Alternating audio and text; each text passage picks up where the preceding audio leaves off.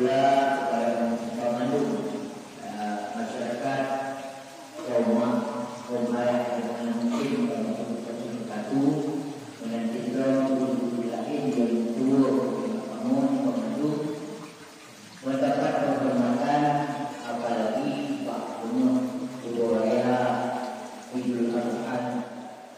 Kita mengerti, kita maklumi bahwa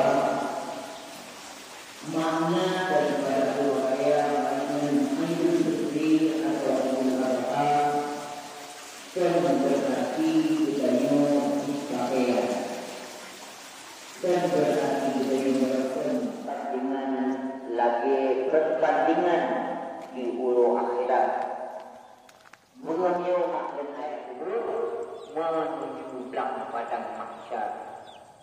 Maka beliau merupakan pelajaran untuk nanggul akhirat, di mana kita dari rumah dalam takut masjid sebagai contoh menanti tak bedam dari alam kubur menuju belakang padang mahsyar. Masjid bagi